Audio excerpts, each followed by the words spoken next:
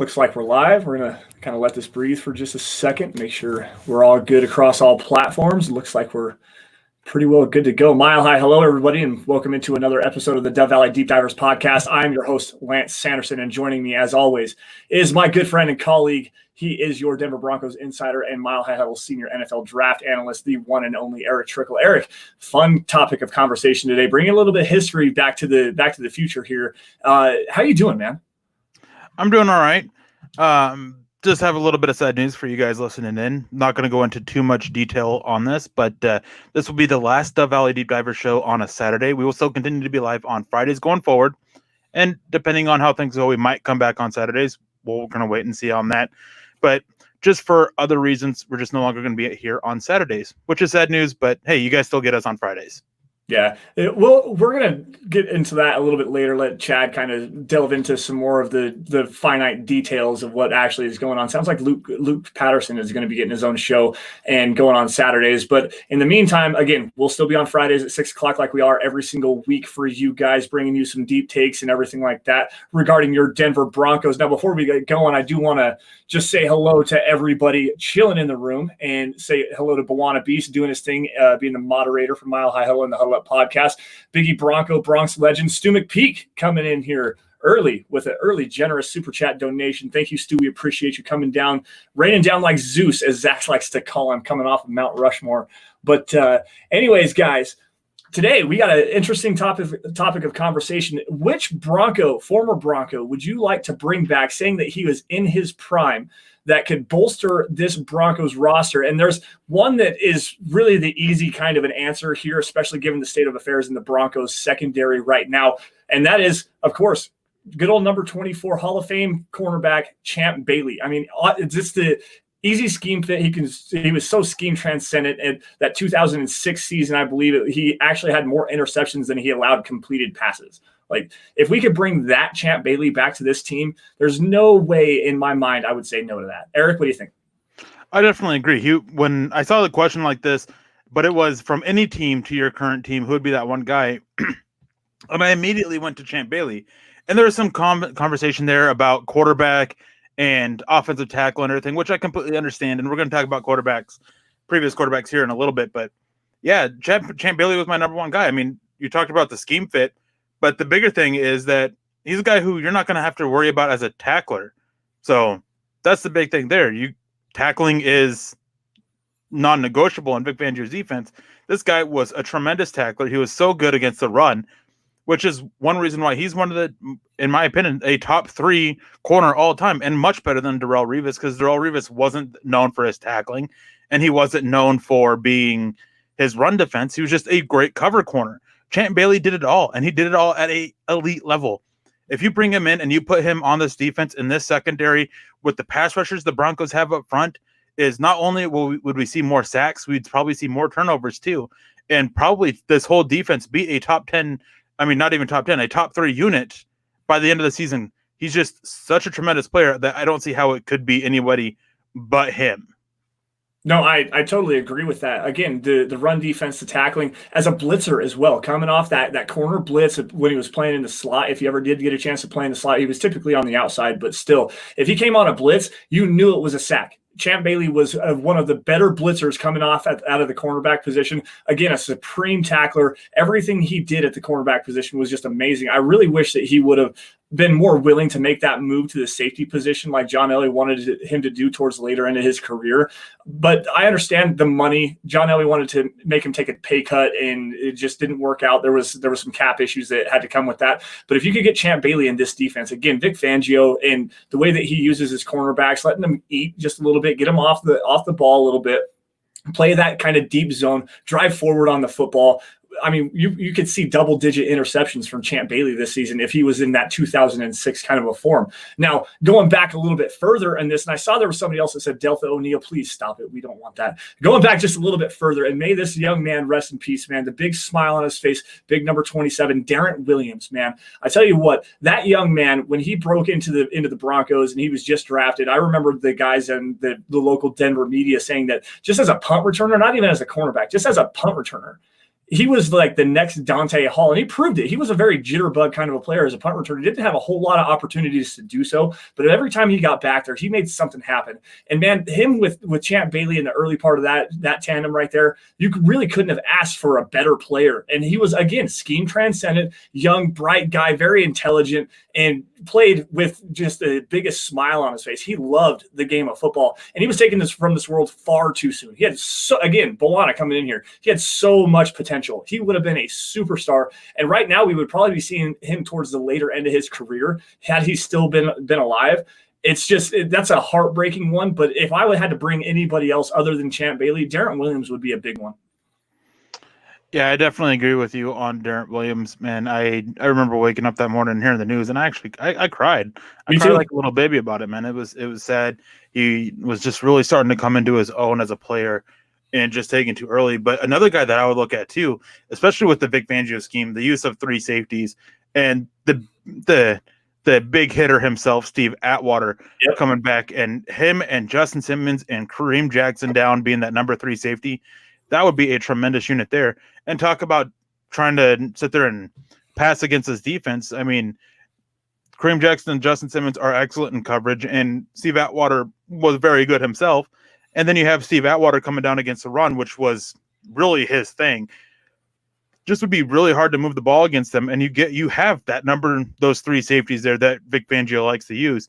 And then you don't have to sit there and worry about your corners as much because – I mean, if Bryce Callahan gets down, well, you still have Kareem Jackson to play the slot. You have Michael Ojemudia that those guys can sit there and take over for and help cover, or AJ Boye that those safeties can cover for. Just it's kind of the similar line of thinking with Champ Bailey about just making this defensive secondary all that scarier and trying to take more advantage of the pass rush up front. But man, those 2 guys, Champ Bailey and Steve Atwater, either one of them in this Broncos defense would make this defense from what I think will be a top 10 unit to a top 5, if not top 3. Yeah, no, I totally agree with that. Moving Kareem Jackson to that Will Parks role, that third, that nickel defensive back where he can play in the safety position, he can play in the slot, can also jump outside. He played outside a couple of times last year, and I think it was specifically in the Chargers game in Los Angeles. He shut down Keenan Allen a couple of times on the outside. He had such a monster game there. And if you can get another safety where he can play that third defense, that third safety, that nickel defensive back role, that's where he's probably the best suited. I really like his fit there. He can play all over the defense. And Steve Atwater being that primarily box safety there. Yeah, I understand getting him back and let him hit some people and go after the football and stuff like that. But Justin Simmons, I saw an interesting statistic earlier today on Twitter. Now, I don't want to say that this is an absolute truth, but it was kind of something that I'd seen that with defensive backs across the NFL that had faced more than 40 targets total, Justin Simmons was the second lowest passer rating against in the NFL last year, and the first was J.C. Jackson up in New England. So Justin Simmons, as far as a coverage safety, is an absolutely amazing piece to have as that deep guy, that deep center fielder in Vic Fangio's defense. Steve Atwater probably wouldn't play that role. Now, guys, before we continue this on, I just want to make sure that, first off, let's get our superstars down there on the bottom of the screen. Make sure you guys, just a couple of quick matters of business here. Make sure you guys are following us on Twitter. Get at us at Sanderson MHH for me, and for Eric at Erick Trickel. Also, make sure you guys are following at DVDD_pod. Here soon, guys, we are going to be doing a giveaway where we're going to give away at least a hat, maybe a t-shirt as well. We'll figure something out for you guys, get some more people following the show and stuff like that. But you have to be following me, Eric, and at DVDD_pod. Now, also, speaking of merch, if you guys are in a position to do so, get on over to huddleuppod.com, get your merch, get yourself a hoodie, get yourself a hat, do whatever you got to do to help support the show in that front. And if you can't do so, if nothing else, subscribe, like, and share. The 3 easiest things you can do to help us grow, to help us get into more viewers and everything like that. Subscribe on wherever you're watching, whether it be YouTube, Apple Podcasts, Stitcher, Spotify, whatever that may be. Subscribe to Huddle Up Podcast, Mile High Huddle, and like every video you get. Smash that like button, beat it up, batter it, bruise it, do whatever you got to do. And if you really love what we're doing, share it out to all your friends. Make sure we get in front of as many Broncos fans as possible. So, now, there was a couple of super chats really fast. Let's go and grab these really fast. Terry Randall coming in from Canada, showing that Broncos country is not a geographic location. It is, in fact, a state of being. TD Now, this is actually kind of an interesting one here. Terrell Davis, and yes, the Hall of Fame running back from back in the 90s, prolific runner, the best playoff running back we've ever seen. Just with Terrell Davis, and we kind of wanted to do this as far as this roster, and yes, Terrell Davis would make this roster absolutely amazing, but with Philip Lindsay already in the fold, Melvin Gordon getting paid a huge contract. Terrell Davis, yes, he would fit there, and he would probably kick Philip Lindsay out of the way. But just given what we have on the Broncos roster right now, the best upgrades that you could potentially have, TD just doesn't fit. We're trying to fill some holes here, not make strength an even bigger strength. So that's why we went with Champ Bailey, Steve Atwater, Darrent Williams. There's some more guys here, and I saw an interesting question here from Bawana Beast as well. Where would John Mobley fit in today's NFL? Now, Eric, I'm going to let you take this one while I go and grab. There was another super chat I got to go grab really fast. He's an all right fit. I just wonder if he would be the best fit when it comes to taking coverage responsibilities in the modern NFL. I think that he would be just fine when it comes to his run defense. But yeah, it just comes back to what he would offer up in coverage. And I think that he would be okay, but I don't think he would be really what you're looking for. No, I agree with that. He was a good coverage linebacker back in the days of lore, where he wasn't really tasked to cover tight ends across the middle of the field, and especially now where you have him as that primary coverage linebacker, where you're getting some guys coming out of the slot, those wide receiver shifty guys, Tyreek Hill, Julian Edelman, stuff like that. He's not athletic enough to fit that kind of a role. But if back in the day when he was covering just the Tony Gonzalez's of the league, and I don't even really know who else to even think of right now off the top of my head, but tight end usage in the NFL was more of that extra offensive lineman, and if they had the ability to move around like a Shannon Sharp, like a Tony Gonzalez, then sure, that was a great addition to your offense. But back in the 90s, tight ends weren't really featured in the passing game like that, so it's a hard transition to make. Now, David Kilgore coming in with a more recent guy, $2 donation here. Al Wilson, the linebacker from the early 2000s, as a two-down run thumper, absolutely. But you also have that right now already with Alexander Johnson and Todd Davis. You have that two-down run thumper that can come in and fill the gaps in the middle. Al Wilson bringing the leadership as well. Old Smoke Dog, man, I tell you what, he was so much fun to watch, the way that he hit people. But as a coverage linebacker, he didn't fit either, and he doesn't fit in Vic Fangio's scheme, in my opinion.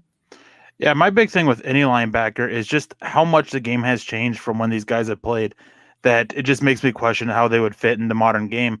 And I think that, like Mobley, I think that Al Wilson would be solid in the NFL game, but I don't think he would be as good as he was, just because the time of that era of football just fit him so well. So with any linebacker, I'm going to have that kind of issue just because how much the game has changed. I mean, it's a far more athletic, it's a faster game than it used to be, and it's evolved even more into a passing league. And I mean, you still run, obviously, but gone are the days where you really utilize 2 and 3 tight end sets and a fullback as much as they used to. That it's just are they still a fit with how the game is? Are they those athletes that you really need at linebacker nowadays? And for their era, I'm sure they were good linebackers or good athletes for their era, but just not for the modern era. Now, this is one that I actually kind of disagree with you on that as far as that goes. Ian Gold might have been one of the most athletic linebackers that the Broncos have ever had. Another guy that I really like, and I had him on the list we had just a small list of players that we would like to see come back. DJ Williams, number 55 from the early 2000s as well. I think it was like a 4.49 or something like that, 40, just an absolutely extremely athletic linebacker. If you could get him in Fangio's scheme, and he was pretty decent in coverage as well, the sideline to sideline, he could do pretty much anything that you wanted to do. I think that he would be a better fit. If I was bringing a linebacker back from the past, it would be Ian Gold or DJ Williams. Those would be the two guys that I'm thinking of. David Kilgore coming in with another one here. Neil Smith. How about the defensive line? This one is not really a good scheme fit to me. He was more of a true 3-4 defensive end, that 7 technique, more like attacking the offensive tackle than playing on the inside. If he could play that 5 technique position, that would be a very interesting one to me. Yeah, he's definitely an interesting name. But yeah, just with what they do now, I mean, he was, if I remember correctly, and I may be mistaken on this, he played a little bit lighter than what you want for your 3-4 defensive ends. I believe he played it like around 260 to 250, somewhere like that, a little bit lighter than what you want. So if it was a standard 4-3 front where you keep 4 defensive linemen, even if you're using 2 linebackers at 4-2, whatever the case may be, is he would fit that a lot better than he would now, and he'd be a great fit for that. But just with the scheme they run now, I'm just not so sold on it. And I saw somebody sit there mention about Steve Atwater as an inside linebacker for today's game, and I can't say I agree. I mean, the fact is while you need to be athletes at the linebacker position, you still need to have decent size for it. Steve Atwater, I mean, while he was a good size safety for that time, he's not that size that you want for an inside linebacker at this point. So I still like him. I'd still like him as a safety instead of an inside linebacker. Just that simple. I just don't think that he would be the best fit moving inside. I saw somebody else mention this about how talking about DJ Williams and Al Wilson and their 40 times and everything like that, is the issue that we have too is that the 40 times is just straight line speed, and for linebackers, probably one of the more overrated things is because it's sideline to sideline. What's their 3 cone stuff like that? That's what you care for more about with that. And nowadays too is that even that speed is still low for linebackers. What you want now, teams are looking for linebackers that are running right around 4.45 40s because of how the game has evolved and everything. So that's something else to look at. I mean, when I'm talking about linebackers, there are some exceptions. I do think that DJ Williams nowadays and Ian Gold nowadays could be very fine linebackers. I think that they would transition a little bit better than some other linebackers, but for the majority, like, you're just not going to find that many. And talking about a lot of offensive tackles, we actually had this discussion last night after we stopped being live, about Ryan Clady. Yep, and I saw the comment. Let me grab that really fast. James, yep, here it is. I'm going to be I'm going to keep the super hot take part to myself, but I thought that Ryan Clady was a good offensive tackle, but I don't think he was like the best thing ever. I don't think he was as great as many other fans to make him out to be. He was good, and just a little bit overrated in my opinion. So I wouldn't go with him. Gary Zimmerman, I mean, either one of them obviously would be fine because you're upgrading Garrett Bowles. Sorry guys, had to say his name. But you're upgrading it, but I still think that with what he can do for you is still good enough to where you can go and get like Champ Bailey and just boost that a little bit. With the quarterback situation, the weapons, the offensive line as it is now can be fine. So yeah. If I'm able to pick one player, I want to go boost that area that I feel I'm the most concerned about, and that's the secondary. Bryce Callahan gets hurt and AJ Boye gets hurt, or even just Bryce Callahan, your cornerback depth is atrocious. Who's going to step up there? Your safety depth after Isaiah Simmons and Kareem Jackson is atrocious. Offensive line, yeah, you have some questions about tackle and everything, but you can just scheme past that. You can't so much scheme past it with the cornerbacks and the safety. Yeah, no, I agree with that. I totally agree with that 100%. Brian Greenfield, $5 super chat here. Brian, what's going on, man? How we doing today? Let's see. If we didn't just draft 2 tight ends in 2 years, I'd say Shannon Sharp, but I agree Champ is the best for need and one of the best and a great guy. Yeah, absolutely. The leadership ability that Champ Bailey brought, the overall leader aspect, kind of kept his mouth shut, let his play do the talking, didn't really get on people very often, was that silent leader. But again, his play was just so good that everybody wanted to be like him. I mean, Chris Harris Jr., when he first got into the NFL, was like attached to Champ Bailey's hip. Every single day in practice was asking him, how do I do this? What's the best way to do that? How am I going to be able to, if this is what I'm seeing, if this is what I'm reading, what's the best technique? And he really learned a lot from Champ Bailey, even in the short time that they were together. Like there was something about Champ Bailey and just the way that he was able to say very little, but express so much that people just flocked to him. So I totally agree with that. Yeah. David, go ahead. On that note, too, that's a whole other thing with bringing him in is what can Champ Bailey do to help Michael Ojemudia, potentially help Duke Dawson or Devonta Harris or Isaac Yiadom? What can he do to help them out? Because he was such a help for Chris Harris in his career, such a help for Darrent Williams in his career. So it's more than just what they bring on the field, too, that I'm looking at. And Champ Bailey, he brings a lot off of it. Yeah, no, absolutely. Absolutely. Here's one that I actually had at the bottom of my list here, right above this comment from Brian, from David again coming in here. Also could use Tom Nalen for our offensive line. I totally agree with that.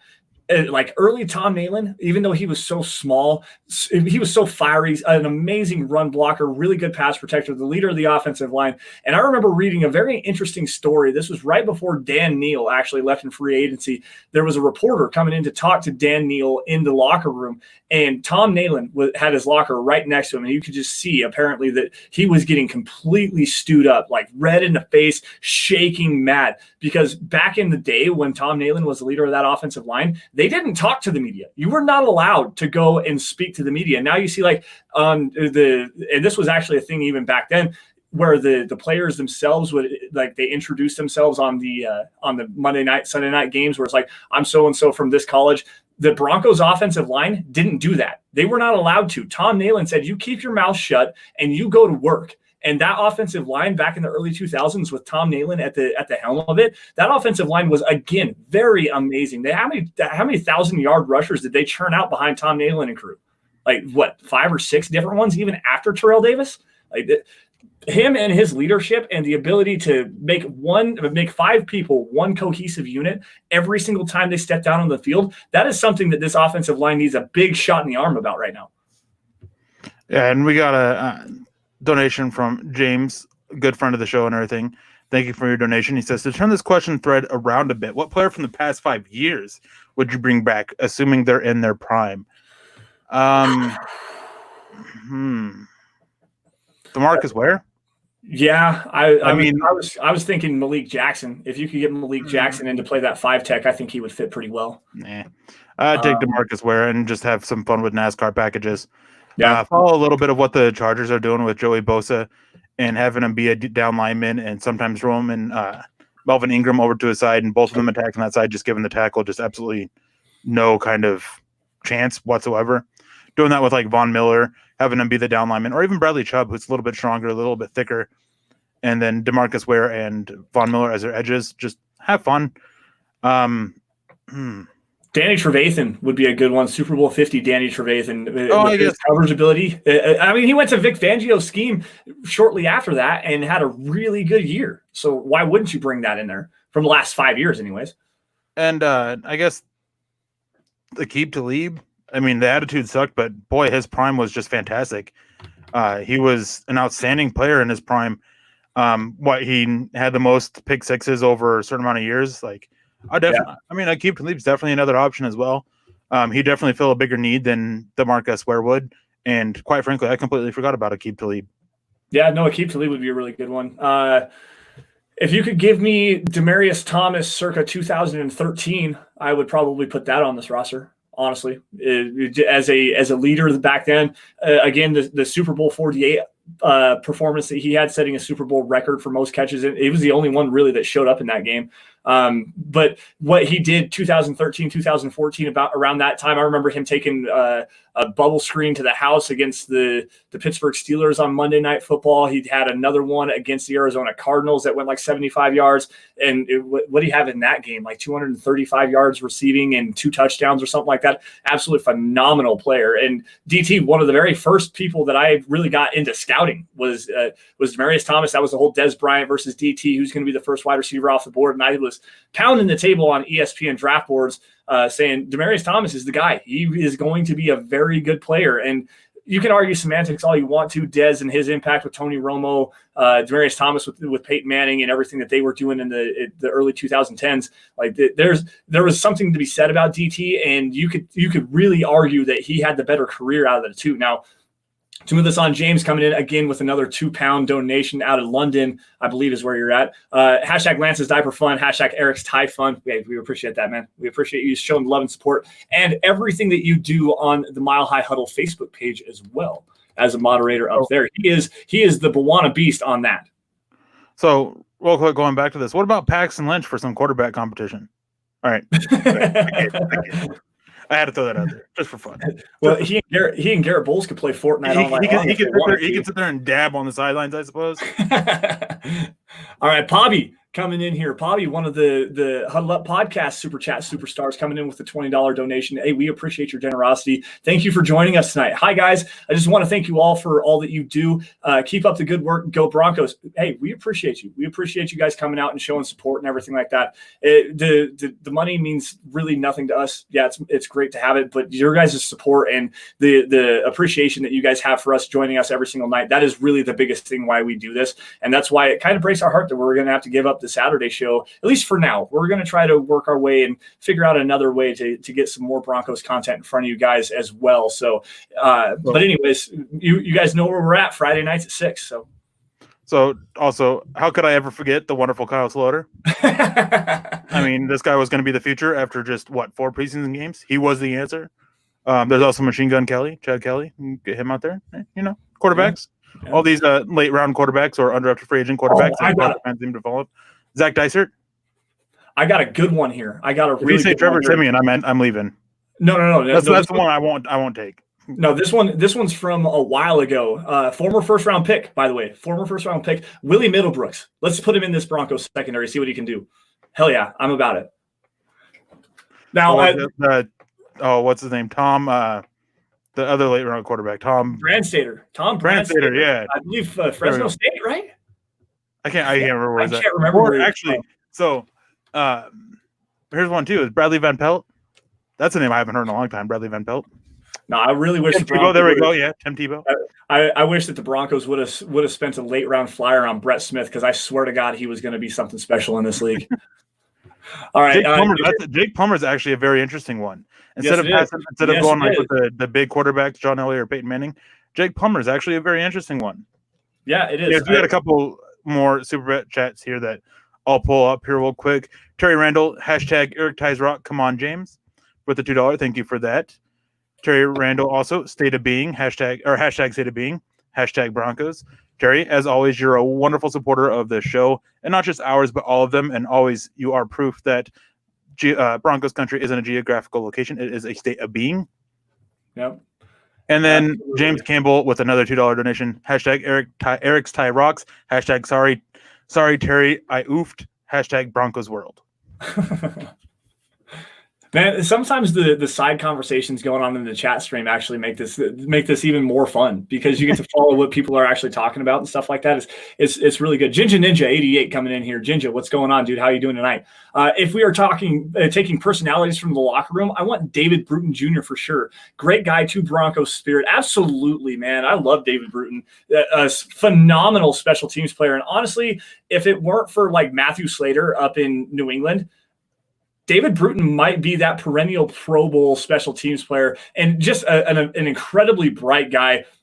Stepped away from football a little bit early just because he feared for his health, his mental health, and everything like that. He was a very big proponent of the concussion protocols and stuff like that. Very big activist about that. And he jumped away from football just because, kind of like Chris Borland in San Francisco, was scared of getting hurt and scared of having long-term mental damages and stuff like that. I don't remember what he majored in, but I know he graduated from the University of Notre Dame with it was like a business degree or a communications degree, something like that. So he had a life outside of football, and to preserve that as long as he possibly could. Absolutely, man. I love David Bruton, just the fire that he played with, the leadership ability that he had. If you're again, Ginger's right. If you're taking personalities from the locker room, David Bruton's the guy. So, fun fact about David Bruton is he actually, because when he was on the Broncos, he was very active on Twitter. And one time I actually got into a conversation with him and Robert Ayers. I'm pretty sure it was Robert Ayers. Got into a conversation about them because David Bruton likes to travel the world. And so I mentioned to him both and about it and coming up here to Alaska for fishing and everything. And both of them said that they wanted to. So guys, if Robert Ayers or David Bruton, if you guys are listening to this, feel free to hit me up. My Twitter account is at Erick Trickel. I know a guy who has a boat and we can definitely take you out halibut fishing. I'm sure he wouldn't mind. Fun fact about the guy who can do that, he actually played for the Oregon Ducks with Dan Fouts at the time. So, I know what you're talking about. And he played defensive back. So he was a cornerback. So yeah, we can definitely get you out there on the boat if you guys are sitting there and are interested in that and happen to be listening to this.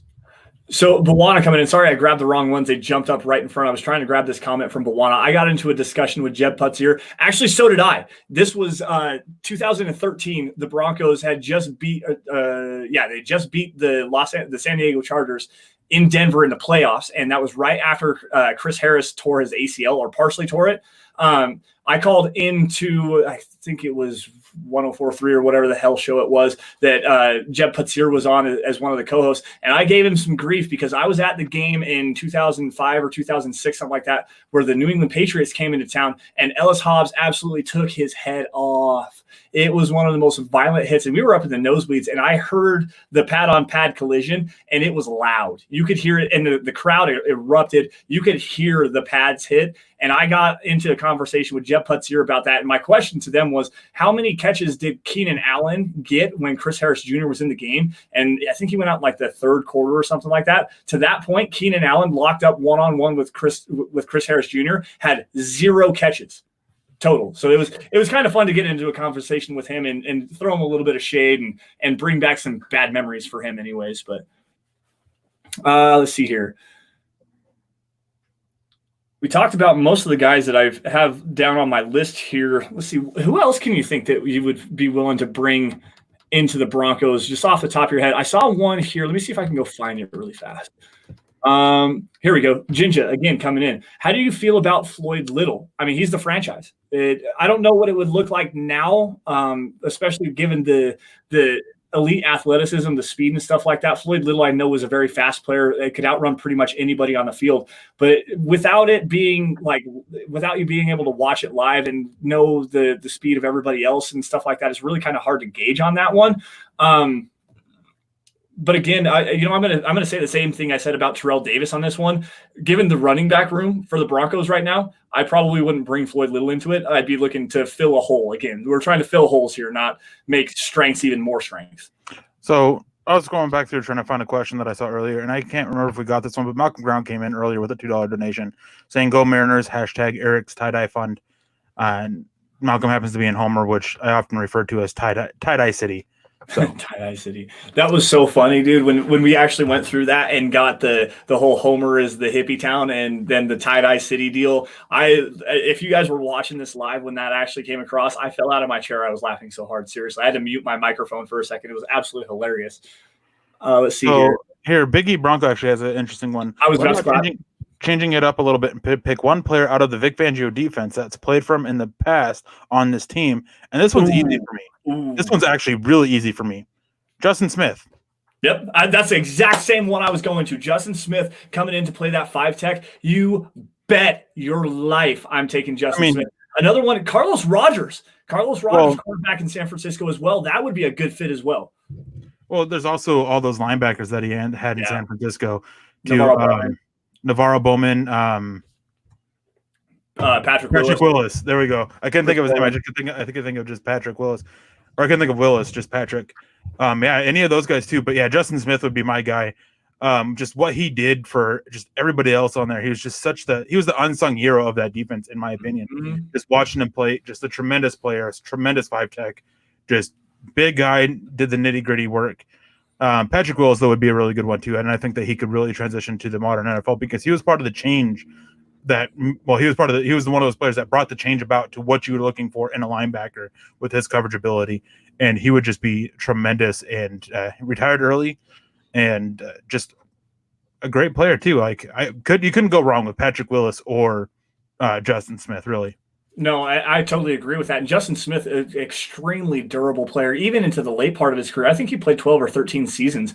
But just the ability of him to collapse the pocket in the passing game, but also hold up very well in the running game. He was a true 3-down, durable player, never hurt. He had really helped Alden Smith come off the edge there as well. Who was the other guy? Ahmad Brooks was the other edge defender that was a really good one there. But still, Deshaun Goldson wouldn't have been a bad one from that San Francisco team circa 2012.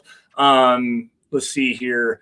I said Carlos Rogers. I know that he led the NFL in interceptions there for a little bit. There's a lot of really good former players, and those are just the ones where he was really highlighted in the 49ers. That doesn't even go deep into his past. Going into his past, man, I'd have to really think on that one. I'm not exactly sure where Vic Fangio has all been. I know he was in Indianapolis there for a little bit.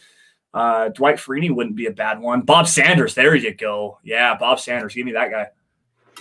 So David Kilgore comes in with a $5 donation saying, Jerry Rice and Jason Elam, we need a better kicker. It's always funny to me that how many Bronco fans forget that Jerry Rice was actually part of the Broncos for a very short time. Yes, he was. Briefly. As for Jason Elam, I definitely get where you're going with that, and can't say I disagree completely with that. Like, Jason Elam was a great kicker for so many years that, I mean, he just does so well. But the awesome thing about Jason Elam is he's actually lives in the local area around here.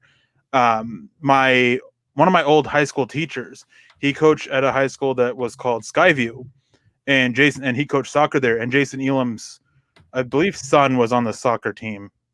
Can't remember if it was his son or daughter, but he'd always show down there, and he'd always give them advice on playing soccer and kicking soccer balls and stuff like that, just using his football background about it. So really cool Jason Elam story. James Campbell coming in with another good one. This is the original lockdown cornerback, guys, that a part of the Orange Crush defense that featured Randy Gradishar, Rich Tombstone Jackson, Lyle Alzado, Lewis Wright, the original lockdown cornerback, way before my time. If I had any thoughts on that, I don't know. Again, this is going back too far, guys. It's way before my time as well, but still, with Lewis Wright and the coverage ability that he had as a true lockdown player, and those rules were a lot different. He was a really grabby kind of a player, very physical at the line of scrimmage, very physical down the catch point. I don't know his athleticism. And back in the 70s, we're talking about athletes that instead of running 4.2s, they're running like 4.6s, 4.5s. Like, there might be some guys that were running that fast, but really, I don't think it was like the norm where you're going to see guys in the 4.3, 4.4 kind of range like that as an athlete. It'd be hard to gauge that transition, but as far as a loose hipped kind of a guy that can move backwards, move side to side, move laterally and stuff like that, really good tackler as well. He would probably be a pretty decent fit in the Broncos defense. Yeah, I guess he would be a pretty solid one. I saw somebody ask about a punter, and that's actually very interesting one too. Todd Sauerbrunn is one that comes to mind, but there's actually a punter who's punting now that is one of the best punters in the NFL currently, and he was no. He was actually on the Broncos off-season roster and then got cut, and I can't remember who it was. Brett Kern. Brett Kern. Yeah, he was from Tennessee. Yep. Brett Kern, that was the name. Yep. So definitely that's a guy too. I love Todd Sauerbrunn. I mean, he had arms like Ed Hockley, and he hit like a freight train. Him taking down, I can't remember if it was Ellis Hobbs or Kevin Falk in the 2005 divisional game in Denver, the one where Champ Bailey had the 104-yard interception return where he was tackled out of bounds at the 1 yard line. That game where they dethroned Tom Brady after their back-to-back Super Bowl wins and whatnot. Todd Sauerbrunn come down on a kickoff return and hit, I believe it was Kevin Falk, hit him so hard he fumbled in like the 25-yard line. The Broncos recovered and later scored a touchdown after that. Todd Sauerbrunn would be if I had to pick a punter in Broncos history, he would be my guy just because of that. He's like the Pat McAfee of, like, seriously, Pat McAfee laid that hit on Trendon Holiday, made him fumble out of bounds and whatnot. Todd Sauerbrunn being able to run around and lacing people out and hit somebody. He was built like a freight train, just hit like a hammer. Oh, I loved it. It was so fun. Now here's a question for you, just evolving this a little bit. If you could pick one player currently playing off of any roster and put them on the Broncos, not quarterbacks. We'll leave quarterbacks out of it because obviously if we're going to include quarterbacks, I'm pretty sure we both would say Patrick Mahomes. Yeah. So not including or Wilson. I mean, just there's a few quarterbacks that we can take. So any non-quarterback to fill a position of need, who would you bring in?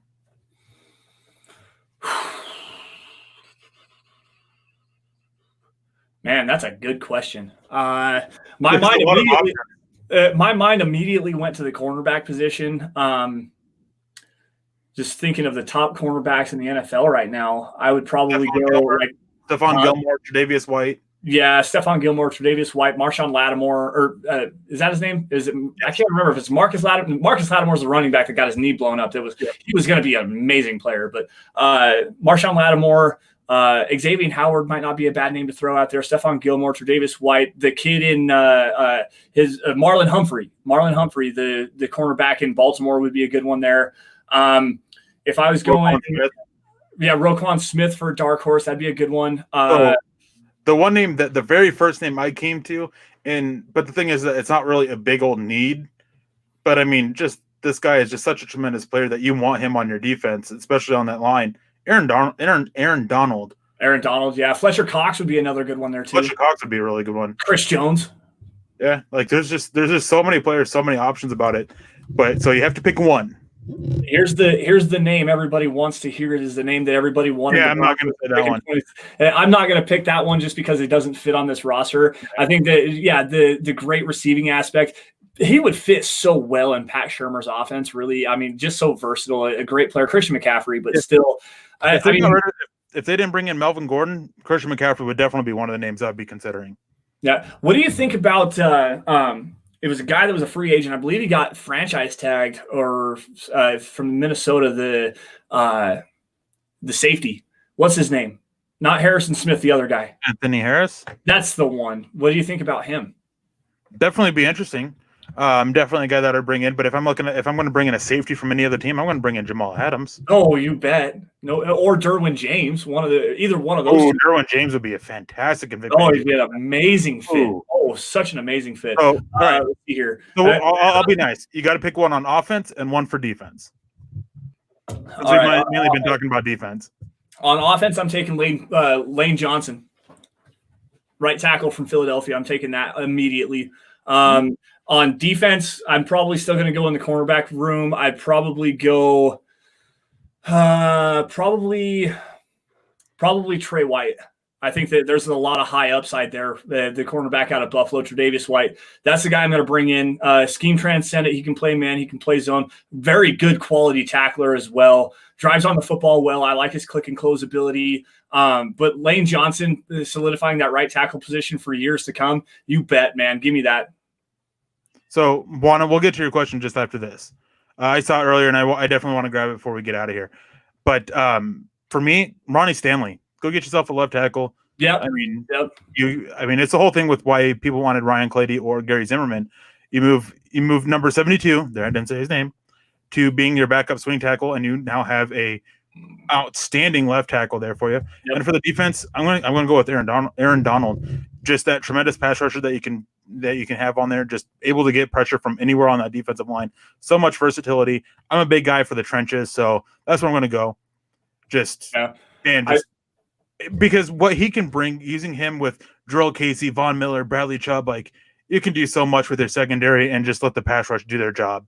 I mean, you with those four guys, Chubb, Casey, Donald, and Miller, you can drop 8 reliably into coverage and let them just do their job. Darius Leonard, that is actually a good one too. I absolutely love Darius Leonard when it when he was coming out in the draft, and man, I wanted him so bad for the Broncos. What a steal! What an absolute steal for the Colts. What did they get him in the 3rd round? I believe was it a 2nd or 3rd round pick, but just still an absolute steal. What 143? Still, regardless of when they got him, he could have been a 1st-round player, and for whatever reason he fell. And I believe it was probably just because linebacker is not a valued position like that anymore. But what he has done coming into this league and the 143 tackles or whatever it was his rookie season, automatic defensive player of the rookie defensive player of the year. It just. Man, him and Vic Fangio's defense would be so much fun to watch. He had 5 interceptions or 4 or 5 interceptions that year as well, a couple of sacks. Like he was all over the place. In Vic Fangio's defense where he can drop down. I saw this question. I was going to grab it here after this, but yeah, Darius Leonard would be a good one. Now, Buwana coming in here. I really do wonder what 1st-round bust would you like to attempt to try to develop in today's NFL? Does Tommy Maddox count? No, this is a good one. There was a linebacker that was drafted, I think, 3rd overall by the Ashley Lee. Yeah, he'd be a good. I think he'd be such a tremendous fit in the modern NFL. Yes, he would. That it would just. Oof. There was what was his name? It was out of Texas. It was a linebacker, defensive end, kind of a hybrid. Could play off ball, could play the edge. Jarvis Moss. No, not Jarvis Moss. He was drafted like 3 overall by the Seattle Seahawks in 2004, 2005, somewhere around in that area. I cannot remember his name for the life of me. One of the biggest busts in NFL history as far as a non-quarterback goes. Man. Oh no, if I'm looking at just the Broncos busts, so that's why like Jarvis Moss and these guys they're coming to mind. But if we want to look at everyone, Broncos first round bust, George Foster, offensive tackle out of Clemson. Marcus Nash, there was somebody dropped that name just a little bit ago. Marcus Nash, wide receiver. I can't remember where he was from. Early in the 90s, he was a first round pick in 97, 98, something like that, where the Broncos already had Rod Smith and Ed McCaffrey, Byron Chamberlain as a tight end, Shannon Sharp, those guys. Marcus Nash was supposed to be brought in to be kind of a slot player that could play inside and outside, but he never actually panned out. Willie Middlebrooks is another good one there. Got to think here as far as Broncos first round draft busts. Hey, here you go. Ted Gregory. That was in the 80s, though. the whole story with Ted Gregory is a funny one. Yeah. Let's see here. Marcus Nash played for Tennessee. Thank you, Caleb, for that. We appreciate you jumping in and correcting me on that. Brian coming in here with a $2 donation. Jeff Okudah on D and a good young tackle to keep youth. Yeah, I agree with that. Erick with Ronnie Stanley was a really good one there. Laremy Tunsil would be an interesting one, but still, there's a lot of penalties there. Everyone was really – and I remember you and I got into it just a little bit. Laremy Tunsil was on the trade block. So you can't sit there and on our Garrett Bowles fantastic episode that we had a few weeks ago, just sit there and trash on Laremy Tunsil. I did, and I was about to again. And you can't throw his name out with this one, man. You can't. You can't do that. I'm not going to let you. Well, I was about to say there was a lot of intrigue with Laremy Tunsil, and you and I and Nick and Carl actually got into it on our group chat about how I thought Laremy Tunsil was extremely overrated, and you guys said that he was a top 5 left tackle in the NFL, and look who led the league in false start penalties after he got traded for. Like, Laremy Tunsil struggled immensely this year, and I said I wouldn't touch Laremy Tunsil. I would maybe give a 3rd round pick for him, if that. And the youth, the high upside and everything like that. You guys said, no, you got to give a 1st at least if you're going to do something like that. And I was like, no, I don't see it. I don't see it with confirmation bias. It was confirmation bias. It was confirmation bias, but damn it, I was right. Okay. No, you aren't. I was too. Yes, he led the league in false starts and everything, but his play wasn't terrible. No, he wasn't bad. He gave up like the penalties suck and everything, but like false starts are false starts. 5 yards. I mean, it's a big deal, but All right, so Kathleen coming in here really fast. Look back when the Broncos played in Super Bowl 32 and 33. Select any of those players on the defense. If you consider the defense, better look at the offense. Sharp, Rod Smith. Erick and I actually brought up Rod Smith, and because we wanted to do this as far as like a filling holes on the roster, Rod Smith was a guy that we kind of tossed out. However, Rod Smith is probably one of my favorite Broncos of all time. In fact, I think I have it on record that I said that he was my favorite Bronco of all time there for a long time. Von Miller's quickly changing that, but still, Rod Smith in this offense doesn't fit. I don't think there's just not room for him here.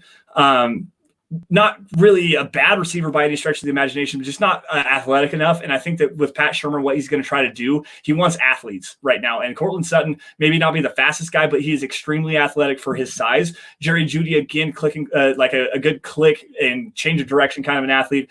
KJ Hamler as well. Easy Eddie would have been a good one. Ray Crockett, there you go. I love Ray. But the Darian Gordon would be the guy. If I was going to pick anybody off the defense there, it would be Darian Gordon. He was cornerback 1 opposite of Ray Crockett, punt returner as well. Very athletic, but he was a boomer bust kind of guy. He took a lot of chances. So reminds me a lot of Marcus Peters now, actually. So going back to this draft bust from other teams and everything in the past, and I was looking up a list of draft busts, and Reggie Bush was on there. Yeah. And Reggie Bush in the modern NFL would be great. He was definitely ahead of his time, being that just weapon on there that teams now have everywhere. And so he would definitely be an interesting option. I don't agree that he was really a bust per se. I mean, he definitely didn't live up to expectations, so I guess that is a textbook definition of a bust. But he was still a solid player. Yeah. But he definitely would be interesting in the modern NFL game. Yeah, no, I agree with that. Just coming out of USC and everything that he was doing, so dynamic. I don't think that he went to the right situation, honestly. So let's see, he was at the Saints, I believe, and they didn't really understand how to use him very much. And I think the fact that he was so extremely athletic in at USC and the way that they were using him as like a primary ball carrier, the way that the Saints wanted to use him more as a pass catcher, and he had that ability. Just the athleticism on the outside, it didn't really translate for him. And unfortunately, he did flop out. Let's be honest about it. He did flop out. He failed to meet all the expectations. And sure, you could call him a your career for a running back.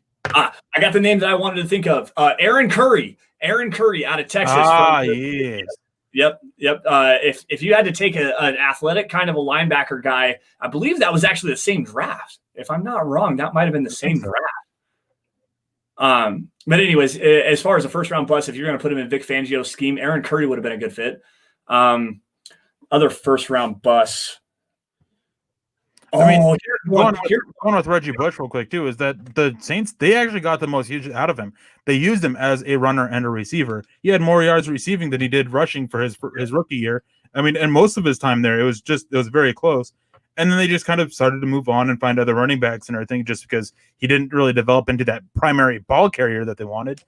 But yeah, he's definitely like, I mean, his first 2 years, he had over 1,000 total yards from scrimmage his first year, 998 his second year, and then had 3 more years with over 1,000 yards from scrimmage when he was with Miami and Detroit in 2011 to 2013. Like I don't really agree that he was like a bust, because he did well for them. Yeah, no, I'm not saying he just failed to live up to that every down ball carrier that everyone thought he was going to be, and just dynamic player. I remember that draft, and I remember a lot of people saying that he wasn't that guy. He wasn't that number one back. He was that number two back that you wanted to use as multiple ways. That's what I remember with Reggie Bush, is that if you're going to want him to be your bell cow back, you're making a mistake, which is one reason why I do think that the Saints did try to force him a little bit, which is why they gave up on him. But that's one reason why too, is that I think he was ahead of his time, because those types of backs didn't really start becoming a thing until 5, 6, 7 years ago. Well, and there's a good name too. Bawana coming in with Lendale White. Should have drafted both of those guys. But anyways, going back to Reggie Bush, that's such a bad pick. If you're picking a guy to be your second back, your receiving kind of a back, why are you picking him number 2 overall? Like, that's what I'm saying is that everybody that I saw was saying that that's not how he wanted to be, but the Saints wanted him to be that guy. Right. So I do agree that he didn't live up to expectations as a result, but I don't really want to call him a bust, because he performed well. Yeah, he did perform well. He was a very good receiver, man. I don't disagree with you on that. It's just as a number 2 overall pick in the draft, if you're getting Reggie Bush production out of that, that's a bust, man. And he was a great player. A good player, not a great player. I know how you get sometimes when people throw out the great word as compared to good. He was a good player. Let's just be honest about that. He was a very good player. I would have rather had Darren Sproles, though. I would have rather had LaShawn McCoy. I would have rather had who was the other? I would rather have a guy like Austin Eckler than a Reggie Bush. Honestly, I really would. Like, Reggie Bush was very good, but it was such a niche use, especially back then. Before you're right, you're absolutely right. He was completely ahead of his time in the NFL. Completely ahead of his time. Let's see here. All right, guys, we're going to only have a little bit for a couple more questions before we got to get out of here. My favorite stat was that Reggie Bush had -3 rushing yards for the season in 2016. And there you go. That just goes to, and that was, he was drafted in 2006, so it was the last year of his career. Yeah, it was like 10 years later. I was going to say it was a long time into his career. Oh, here's a player from another team that would actually fit amazingly. And this one, I think you could probably work in. Brian Greenfield coming in. Alvin Kamara. If you could put Alvin Kamara on this roster, man, I'd kick Philip Lindsay out in a heartbeat, honestly. Yeah, well, if I'm getting rid of Philip Lindsay, plain and simple. Huh? If I'm getting out, bringing Alvin Kamara into this team, I'm getting rid of Philip Lindsay. Yep. I was like, that's going to ruffle some feathers, especially on some people that listen to this afterwards. He's overrated. Yes, he is. He's not that good of a receiver. Bad in pass blocking. At least Alvin Kamara can stand up in pass protection. And he's also a receiver. football and as a receiver. Holy cow! Like Melvin Gordon's going to be that bell cow back in this. And I guess the same thing with Christian McCaffrey too. Is I would take Christian McCaffrey, but I'm getting rid of Philip Lindsay. Yep, absolutely. And that's not going to sit well with a lot of people, man. That's not going to pay Philip Lindsay. No, they shouldn't. I wrote an article about that a couple months ago, right after Austin Ekeler got his contract extension. What was it, 4 years, $24 million or something like that is what Ekeler got. And I said, that is not everyone's like, that's a baseline for Philip Lindsay. I'm like, no. Hold on. Wait a minute. That should be the max for Philip Lindsay. That should be more than what they pay Philip Lindsay, plain and simple. Like Austin Ekeler has only had one great season, and it was mostly as a receiver. But still, Philip Lindsay as a runner between the tackles is awesome. As a receiver, as a pass protector, he can't catch the football out of the backfield very well. He's not a very good receiver. He doesn't offer very much versatility. Yeah, he's a speed player, but you can only use your speed so much. If you can't get to the outside, then what's the point? He's not really a speed player either. Like, he doesn't have great speed. He just relies on quickness, and he's very quick. But quickness is better when you can execute those outside runs better than Philip Lindsay can. He doesn't want to. He wants to run between the tackles, which, as James Campbell shows up, that he mentions, he doesn't have the size to hold up in pass protection. He doesn't have the size to hold up as a between the tackle runner that he wants to be either. Nope. Like, don't get me wrong. Philip Lindsay's been good for the Broncos. He's got a lot of mileage on his tires already. Was a little bit of an older rookie. And the story is fantastic. The whole thing that his mom told him to go to the Broncos instead of the Ravens, undrafted free agent when he shouldn't have been. I definitely agree he shouldn't have been. He should have been drafted. But yeah, it's just the story with him a little bit, being the Colorado guy, like coming in, like, hey, 2,000 yards rushing years, like that's great. Like, hats off to you. But that doesn't mean he's a great player that should get this huge contract. No, I agree they should pay him, but not a big money deal like Austin Ekeler got. If they're going to bump him up, then bump him up. 3 years, $15 million, maybe. Like that, we're not going out of the realm of huge money or anything like that. He also did have what I think you said it was just shy of 1,000 total touches, and that includes returns at Colorado. So you had a big thing about injuries coming out of college with over 1,000 touches, and there was only one or two guys that had successful careers. One of them was, I think, Tony Dorsett, and this went back to what, like 1990 or something like that. And the other one was to be fair, and what I was looking at too was guys who also had major injury concerns in their career too, which was because it was more of a comparison with Royce Freeman than Philip Lindsay. But there is a lot of things there that out of, I can't remember the number. I saw somebody do it, of guys who have over like 900 total touches or 950 total touches in their college career, only like less than like 30% of them go on to have like long productive like NFL careers. So definitely something to be considered there. And before we get out of here, I actually like this question quite a bit from David. If you guys play Madden, who would be your starting tight end out of anyone from any roster? And if I had to pick one tight end from any roster for Madden, I'm going with Zach Ertz. Yep. Yeah, Zach Ertz, Travis Kelce would be another good one. I love Travis Kelce. I hate him so much. He got punked by Von Miller as a blocker. That's all that needs to be said. Yeah, I know, but still, he got punked. I hate him. Everything. He's still such a really good tight end, and he kills the Broncos every single time they play. They have no answer for him. Not every single time. He got more often than not. 90% of the time, he got punked by Von Miller. Sure, he got punked by Von Miller. That's all that needs to be said. He goes off. Stop it. Please stop it. All right, guys. Do you want me to pull up the stats of his real quick? Because I just did it for my video about the Chiefs for this upcoming season. Like, there are some games where he really does go off against the Broncos, but it's not as many as people really seem to think. I know he had he has like 4 or 5 games with like 6 or 7 catches against the Broncos. Sure, catches are great. How many yards is he getting? 60 yards. So like 10 yards a catch. All right, let's see here, guys. We'll let Eric pull that up, but we're going to have to end up cutting this short. Not really short. We are at 58 minutes on the live stream here. So we're going to – 81 yards. All right, that's a pretty solid one. 3 for 36. All right. 4 for 58. It's a decent game. 5 for 36. All right, where's the next one? So here's one where he really tore up the Broncos. 8 catches, 101 yards. All right, that's a pretty good one. And then this is 2016. 11 for 150. Yeah, he really tore up the Broncos that season. Let's see here. 7 for 133. All right, there you go. There's another one. Yeah. And yeah. He's a pretty dang good tight end, and I'm going to take him against. He's a solid tight end too. But yeah, he got punked by Von Miller as a blocker. That's all that matters. All righty, guys. Any last questions while I do this? I'm going to get us out of here with our quick matters of business. We'll grab one or two after this. But anyways, guys, make sure you are doing a few things here. Make sure you're following me and Erick on Twitter. You can find me at Sanderson, MHH, and for Erick at Erick Trickel. Also, make sure you guys are following at DVDD_pod. You do all three of those things. We're going to announce a big giveaway here soon. Hat, t-shirt, Dove Valley Deep Diver swag coming out of there on that. It'll be here in the next couple of weeks or so. We'll get that figured out between us and our private time. If you do have, or at least in the financial standing to do so, head on over to huddleuppod.com. Get yourself a hat, get yourself a hoodie, do whatever you got to do to support the cause in that way. And if you really can't do so, there are three things that you guys can do that are the easiest way to support the show and help us grow, get into in front of many Broncos fans' eyes as possible. Subscribe wherever you're watching this. Facebook, YouTube, Twitter, Twitch, anything like that. Subscribe to Mile High Huddle. Subscribe to the Huddle Up podcast. That's a great way to boost our numbers just a little bit.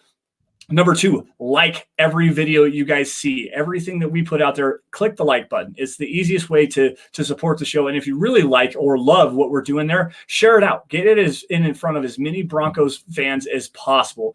Those are the three easiest ways to support and help us grow and help us do what we do and what we love to do, which is cover your Denver Broncos for you guys. Now, let's come back here, grab another question or two before we get out of here. Ooh, Jinja with a good question here.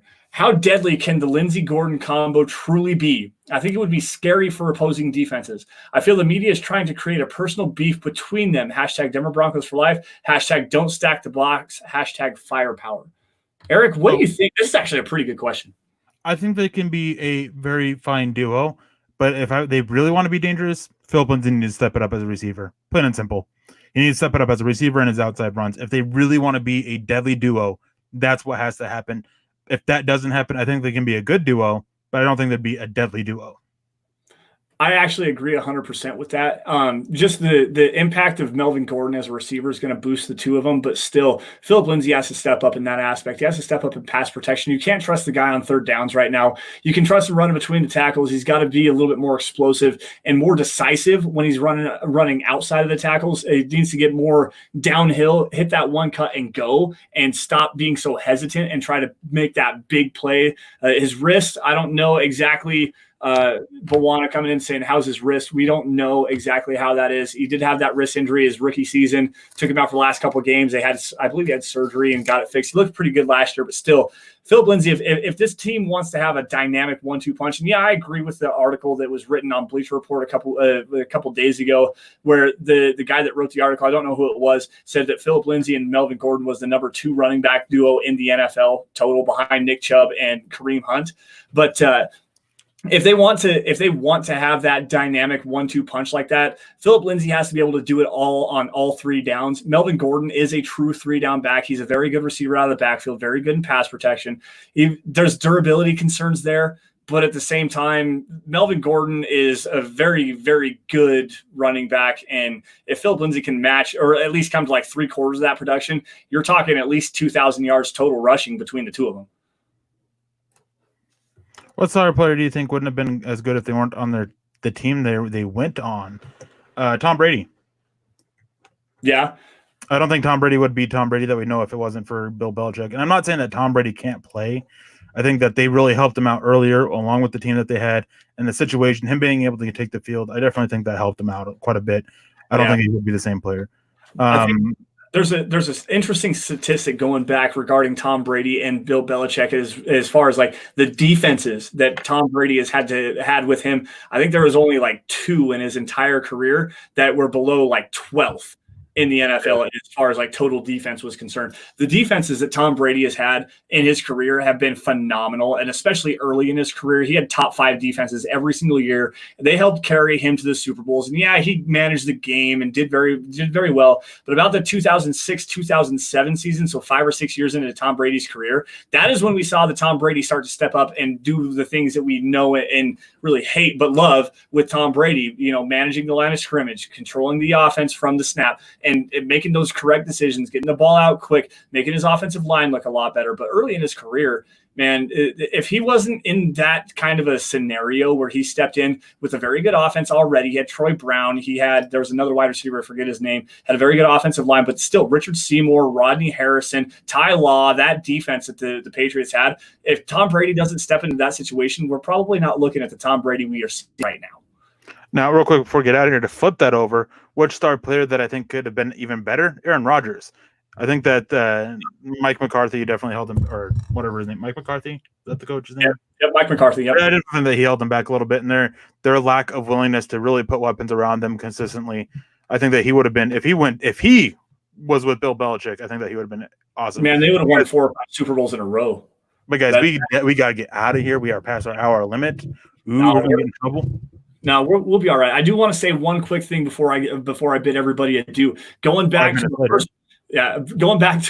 the first round bust that you would like to see, and if you could resurrect his career, wide receiver out of Oklahoma State by the name of Justin Blackmon.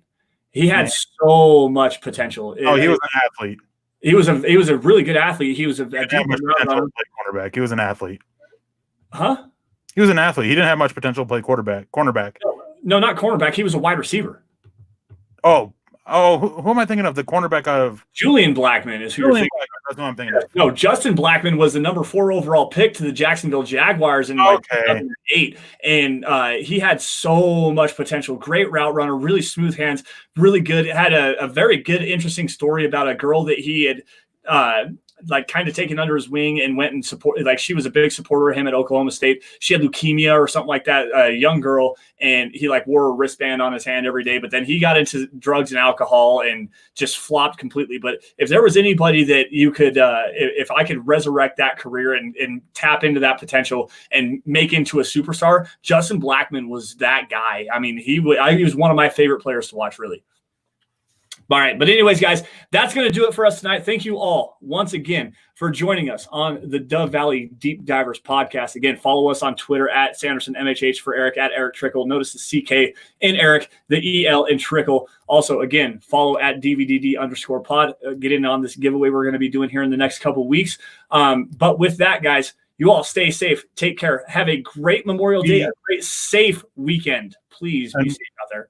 And we will see you Friday, but not next Saturday. Yeah, unfortunately, guys. Anyways, with that, you guys have a great evening. Stay safe and take care. We'll see you guys next week.